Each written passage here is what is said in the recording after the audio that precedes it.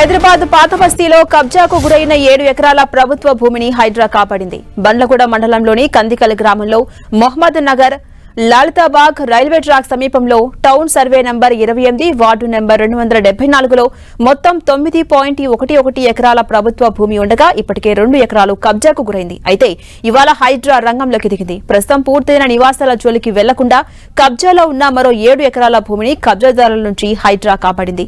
ఈ 7 ఎకరాల విలువ 400 కోట్లుంటుందని అధికారులు తెలిపారు. ఇక మొహమ్మద్ నగర్ లాల్తాబాగ్ రైల్వే ట్రాక్ సమీపంలో ప్రభుత్వ భూమితో పాటు నాలా కుంటను కబ్జాపై స్థానికులు హైడ్రాకు ఫిర్యాదు చేశారు. స్థానికుల ఫిర్యాదుతో రంగంలోకి దిగిన హైడ్రా కబ్జా నుంచి ఆ భూమిని కాపాడింది.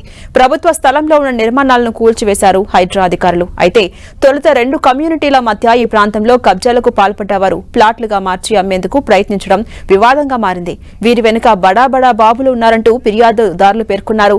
ఈ ఆక్రమణలపై గతంలోనే బండ్లగూడ తహసీల్దార్ పోలీస్ శాఖలకు పలుమార్లు ఫిర్యాదు చేయడం, కోర్టులు కూడా ప్రభుత్వ భూమి అని స్పష్టంగా తీర్పులు ఇచ్చినప్పటికీ కబ్జాదారులు ఖాళీ చేయకుండా ప్లాట్లు వేసి అమ్ముకోవాలని ప్రయత్నించారు. ఇక కబ్జా స్థలంలో ఇనుప రేకులు ప్రహారీ నిర్మించి ఆక్రమణకు పాల్పడుతున్న వారిని హైడ్రా ఖాళీ చేయించింది. రెవెన్యూ అధికారుల సమక్షంలో భారీ పోలీసు బందోబస్తు మధ్య ఇనుప రేకుల ప్రహారీని తొలగించింది. అనంతరం హైడ్రా ఫెన్సింగ్ ఏర్పాటు చేయడంతో పాటు ప్రభుత్వ భూమిగా వివరాలు పేర్కొంటూ హైడ్రా బోర్డులు పెట్టడంతో స్థానికులంతా హర్షం వ్యక్తం చేస్తున్నారు.